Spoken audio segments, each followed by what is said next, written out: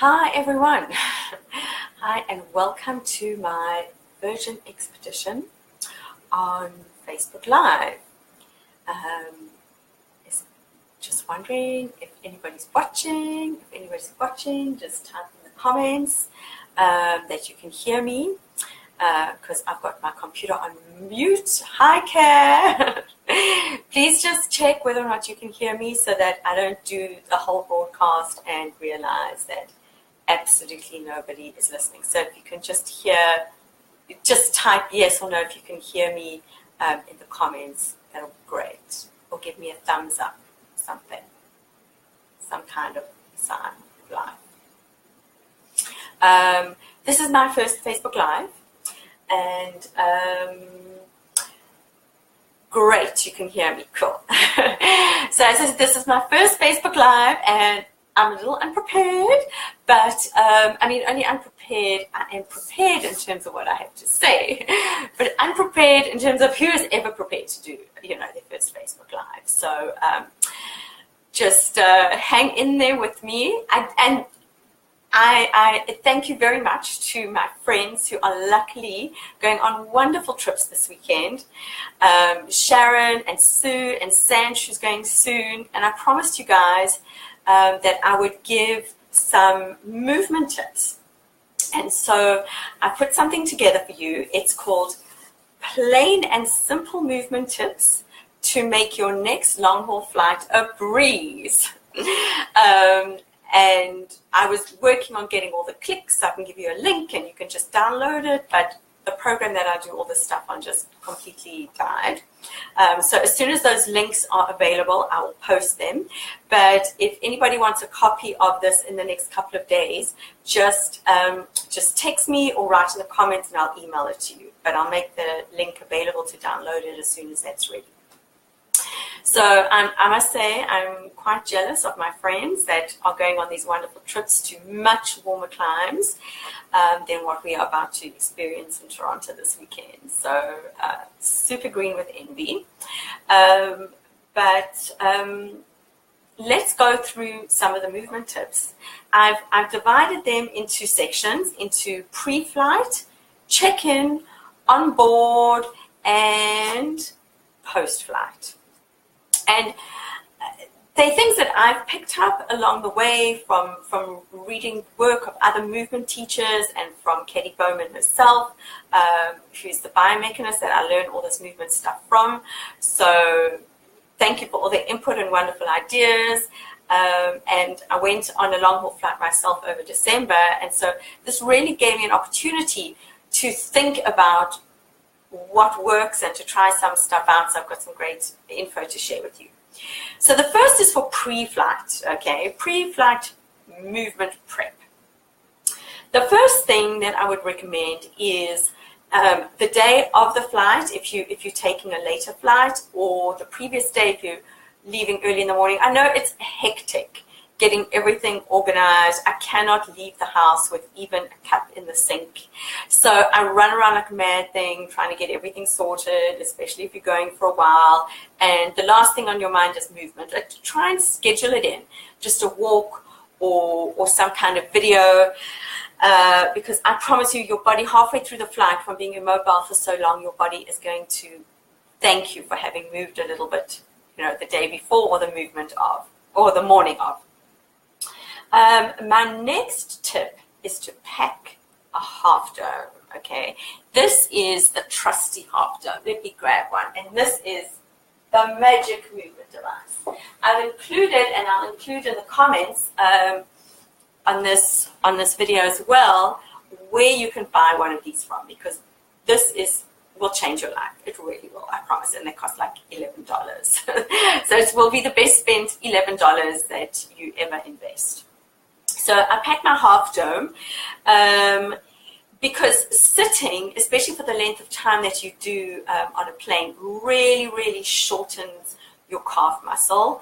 And that lands up completely wreaking havoc on our alignment and on our gait. And what this half dome does is it really stretches out the back of your calf. let me show you how you use it. A lot of people are asking me, what's this half dome story and how we use it. So you just take your half dome, put it on the floor. Okay, I think to make sure you can see me. You put one foot on the edge, heel on the floor, toes on the apex of the dome, and you just step forward with the other foot, but only as far forward as you can go without your body like bending forward. You want to be able to stand nice and tall and straight on that half dome and get a good stretch. If that feels nice, you can just bend a little bit into it and feel the stretch move down into your shin. Oh, and it's magic. It really feels so divine. So pack your half dome with, okay? It's very light. I usually just put it in my hand luggage. And the thing, when you are calf stretching often, when you're in the habit of calf stretching, it is such a release and relief for your body. You don't even realize how tense your calves are until you step onto a half dome, and then you cannot believe how tight they are. So that kind of instant relief that you get from doing regular stretches on the calf stretch, it feels so great that if you're not going to take your half dome with you, you are going to feel it. And you're going to be searching out things to stretch on. So my advice is take your half dome along and do some good stretching before you get onto the flight. The next point I have is about clothes. Okay. Plan your wardrobe, all right? Not only to look cool walking through the X-rays machines, but plan in a way that you'll be able to be really mobile on the plane. So this is kind of how I dress like most of the time. Leggings, and if you wear a skirt, and nothing on top and along. This is a great kind of outfit to wear for a plane because it really allows you to lift your legs and move in all different positions without being inappropriate. So try not to wear anything that's going to be too restrictive, that's going to dig into your belly or your ribs, and it's going to stop you from being really mobile on the plane, because I'm going to show you some exercises that you can even do in your seat. And if you're wearing, jeans or something that's too tight, it's going to be tough to do. So the other thing about clothes is try and wear layers. Because I don't know about you, but I'm always too hot, always too cold. I'm taking things off, I'm taking things on. So be prepared to dress in layers. And those flimsy little blankets are always just way, like they do nothing.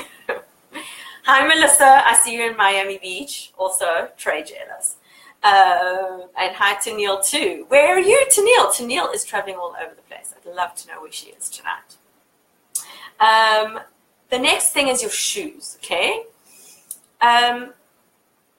What you want to think about with choosing shoes for your flight is preferably a shoe that doesn't have a heel, because that's a whole different Facebook Live that we will do at some point, the whole heel wearing thing and what that does to your alignment. So try and choose a shoe that doesn't have a heel and that's very easy to slip on and off. Like an UGG, for example, is perfect, especially if you're leaving from a cold climate or going to a cold climate. Super easy to just slip on and off. So that when you're sitting in your chair, you can be nice and comfortable, and do toe exercises, which I'm going to show you later for our onboard section. And so also, so when you need to get up from your chair and go to the bathroom or do laps around the plane or disembark, you're not futzing around with shoes. The last thing I want you to think about is your choice of luggage, okay?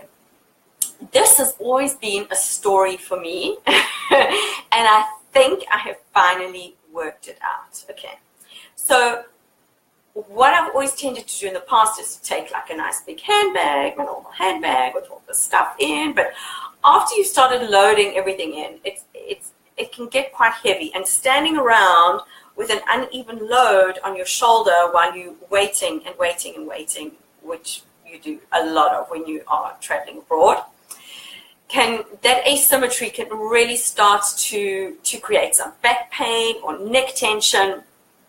So this is my hack. Okay, what I do is I get, instead of an over-the-shoulder bag, I get a cross-the-shoulder bag. So I get something nice and small, okay? And for guys, you can get like a more male one. So I take my cross the shoulder bag, and I make sure that it's big enough to fit my wallet, my passport, my boarding pass, all the essentials.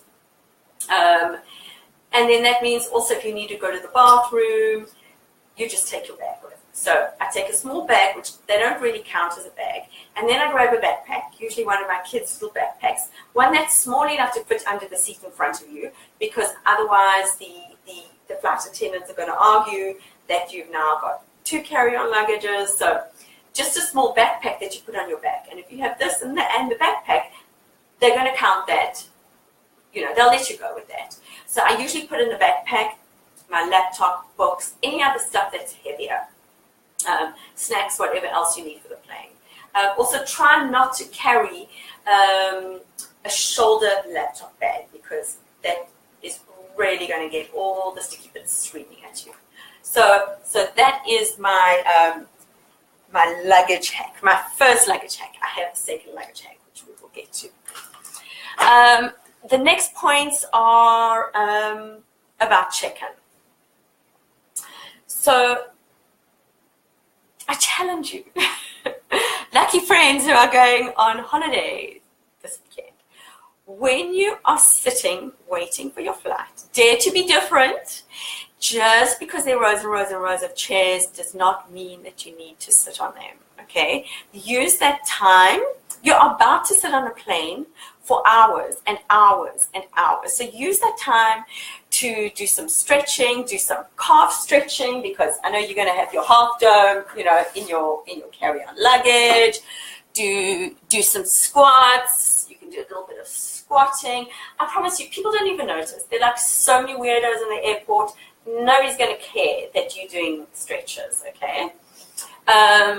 Even just standing, but try not to sit, because you're going to be sitting for ages. So just avoid that. The next tip I have for check-in is do not use the move and walkway, okay?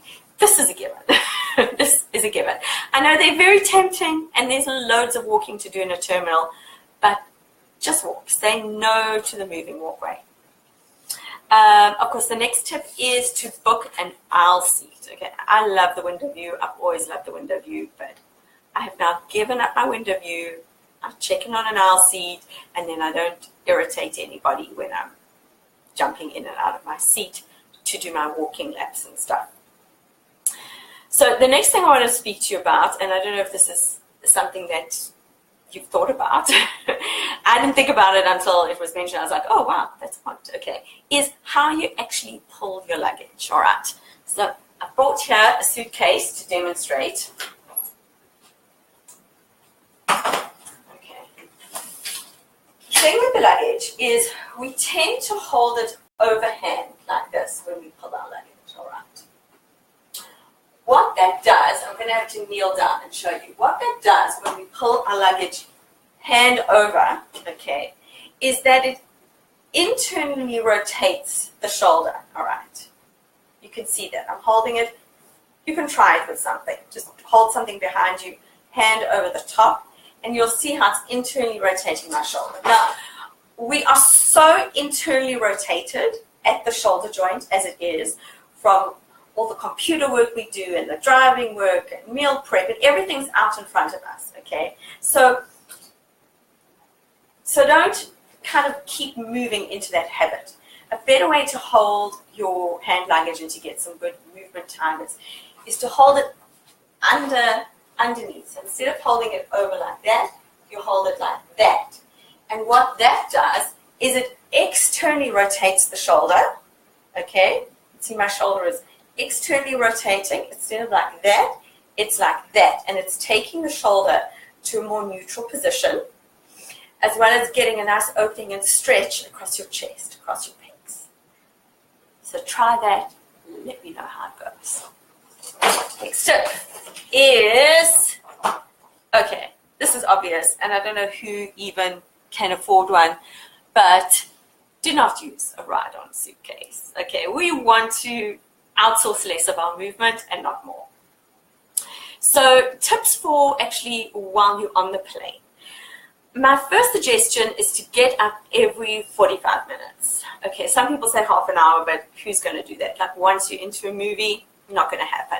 So maybe set your phone or something to just beep to you to get up after 45 minutes, pause your movie, and just walk around the plane for 5 or 10 minutes.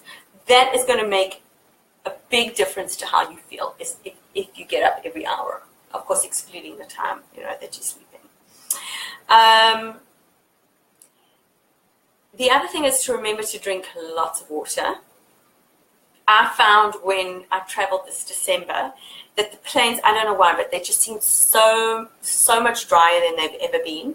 So try and opt for water instead of tea, coffee, or alcohol, because those things are quite dehydrating. As I said, when you're sitting in your chair, now it's easy to take your shoes off because you've got nice slip-on, slip-off shoes. What you can do when you're sitting in your chair are these wonderful toe stretches. So, because you've got your shoes off and you've got nice, flexible clothing, you take your foot and you interlace your fingers between your toes. This is called shaking hands with your toes. And you just hold like that. And it's a beautiful stretch between, it's a beautiful stretch, it really is. It's also great to do in the bath or while you're watching TV. This is called shaking hands with your foot. And then be very gentle at first because it can be quite painful. But as you get more flexible in your feet, you'll be able to put more of your finger through between your toes. And you'll feel afterwards that it feels like you've just had a great release into your feet, because generally the shoes that we're wearing are pushing the bones of our feet all the time. So they're contracted all the time. So what we want to do is try and get some space and length in those muscles. So try that out, toe stretches. The next thing you can do is when you get up now and then, you can try and find a spot on the plane and do some surreptitious stretches. So the excessive sitting that we do when we're on an airplane for so long, as I explained, it really gets your calves, but your half dome is going to sort that out. You can also, I don't know how practical it is to whip your half dome out on the airplane. So just try and find something that you can put your foot kind of up a bit and stretch again. It's not as great a sensation as the half dome, but it will do. The other thing that really gets whacked by sitting so much, not only on the plane, but just generally in our life, by sitting on a chair specifically, because the chair sitting position, and the reason why I'm always going on about chairs is that the chair sitting position is setting your body in the 90 degrees at the hips, 90 degrees at the knee position. And our bodies adapt to the position that we're in the most, okay? So some stretches that I suggest you do on the airplane, just find a spot. Sorry, my head's chopped off, but you need to see my body, so I'll just show you these stretches quickly. So this is just an easy stretch. It's a mini lunge, okay? It's like a yoga lunge, but it's not. You just take a little bit of a lunge position, not too much, okay? Bending at the knee, bending here, all right? You're keeping your pelvis neutral, so it's not tipped forward like that, and it's not tucked under. Kind of take your pelvis to a neutral position, and then shift your weight forward. Just shift it forward over the knee. Don't let the knee go over the ankle, and you'll feel a beautiful stretch through your hip here. And then you change to the other side. Okay. Just change to the other side. So this is quite easy to do, when you're waiting in the galleys or whatever. Nobody will really notice what you're doing. It's not like you're going up into a deep yoga number.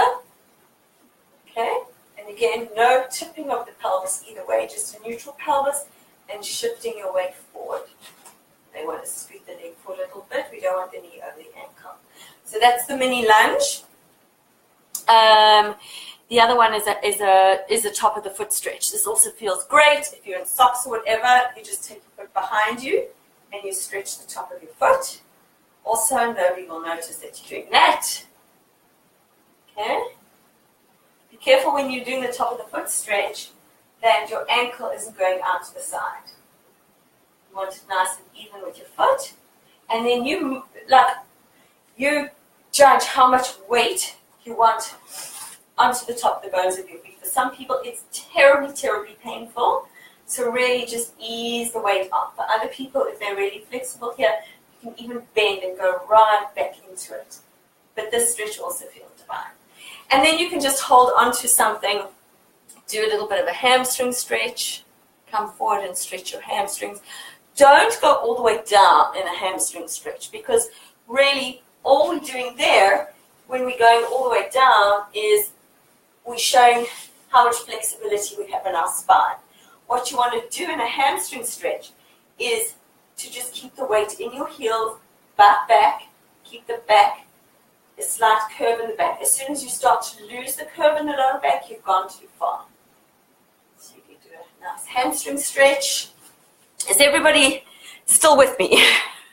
Can you hear me? Is everything still cool? Just give me a thumbs up or something to say that, you know, there's life out there and that I'm not just talking and nobody's listening because they can't hear me. Thanks, Tennille. Okay. Thanks, guys. All right, let's carry on. We're nearly done. Okay, so the last things I want to talk about are some post-flight movement suggestions. I know at the end of a flight, you're usually pretty tired, and the last thing you want to do is stand up. But if you are in one of those transit vehicles that take you between the terminals, try and choose not to sit on the chairs because you've been sitting for like ever now. So just stand up during that part of the journey as well. You know, everyone will think that you're wonderful because you're giving a seat up for someone else. There's that too. The other thing is that those transit vehicles have poles. And those poles are a wonderful movement opportunity. So what you do, I'm trying to see if there's anything here that I can use as an example. Not really. We'll have to pretend my yoga mat is a pole. Okay. So what you do is you grab onto the pole. Okay. Grab onto the pole. You stand like quite close to it. Grab onto the pole, and then just lean away from it. All right. You just lean away, but you lean away with some resistance. Okay. So you're leaning away so you're pulling up but leaning away, and you'll feel that really again opens into your chest, into your arm. It gets your abdominals working and down your back. Try that and let me know how it is.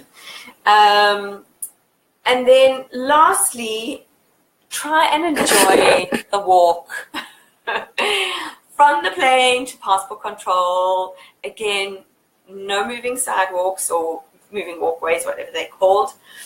And as soon as you get an opportunity, once you are in your accommodation, do some calf stretches again. And you will really feel when you do that post-flight calf stretch just how much all that sitting did to your calves.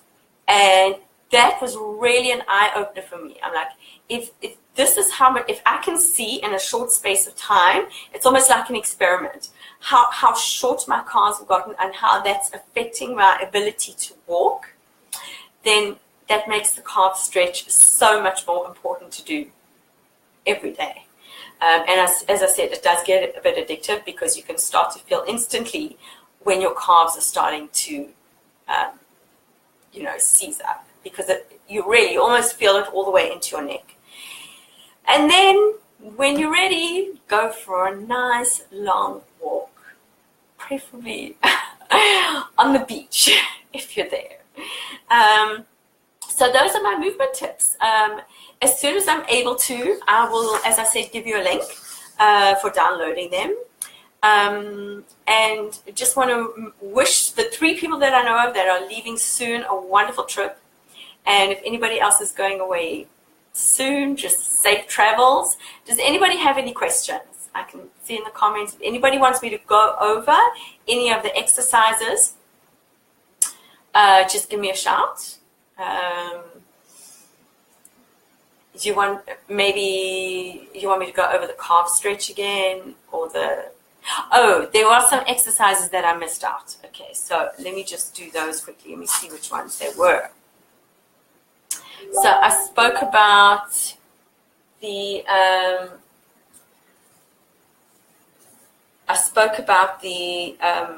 the last one I wanted to show you for the aeroplane when you're sitting on the seat is to just do a shoulder stretch. So all you have to do is you're just taking your arm behind you like this.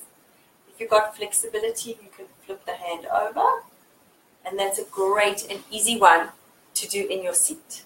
So that was the last one I wanted to show you. So have a great evening, everyone. If there are any questions, just shoot them in the comments or message me and I'll get back to you. And thanks for joining me. Bye.